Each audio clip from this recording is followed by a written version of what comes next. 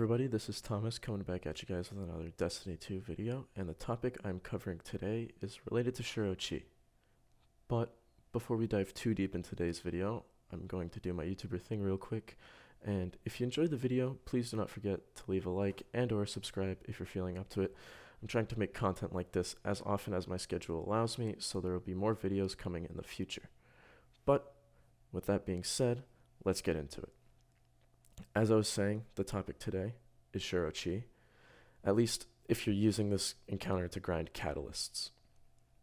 And the reason I'm making this video is because I recently hit Guardian Rank 9, and if you hit Guardian Rank 9, one of the milestones you have to complete is getting 25 exotic weapon catalysts and masterworking the weapon with the catalyst.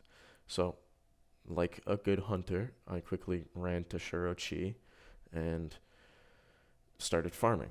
But while I was there farming, I realized that I wasn't being as efficient as I thought I was. So what I did was I just stopped what I was doing real quick and I looked at my subclass. And before I could really go anywhere, I realized that I needed to sort out whether something was happening inside my subclass or not. And once I opened up my subclass, boom, there it was. Echo of Expulsion causes targets killed by void abilities to explode. Now, I'm thinking, and I don't know 100%, but I'm thinking that tether kills, even if it's damage that's spread from your weapon, that kill counts as a void ability kill. Now, this is a problem because this void ability would cause enemies to explode.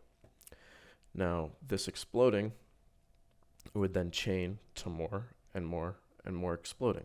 So with that having been figured out, I whipped out my notepad and started taking up numbers and notes, just figuring out what I could. And so after all of this,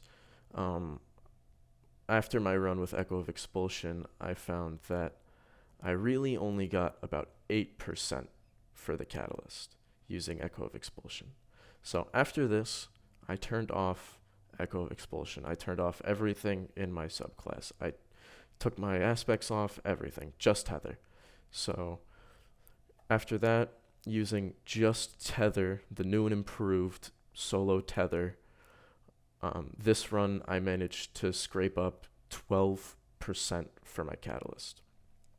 This felt like a victory. I felt like I was getting somewhere.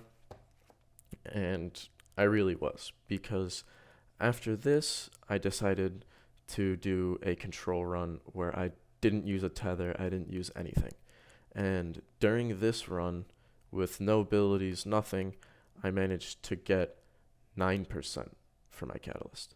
So tether really seems to be the most efficient way to get these kills. But during this control run, I found that I got 64 kills, which checked out because Vex Mythoclast is a 700 kill catalyst. But I did some thinking and remembered back that I had around 80 or 90 kills some runs, and I was only getting about 10%. So I turned my aspects back on. Or no, I just went back in, no tether this time. Or no aspects, just a tether this time. I'm sorry, brain lag moment. But using this, I found that 80 kills using a tether gets you about 10% for the catalyst. So, what does this mean? This means that if you're using abilities of any type to debuff the enemy, you are actually losing a percentage of the kill because there is a debuff affecting that enemy.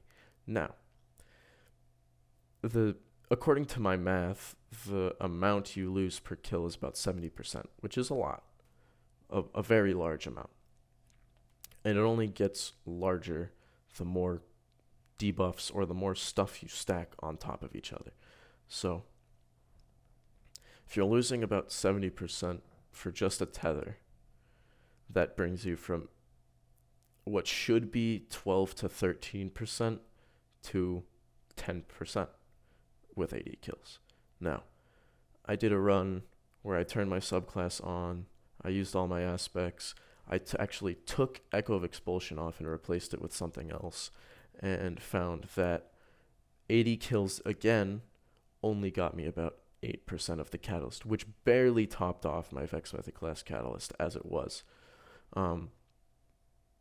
But with all of these numbers having been covered, I don't have too much more to cover in this video. So with that being said, I would like to thank you for clicking on this video and taking the time to listen to me speak.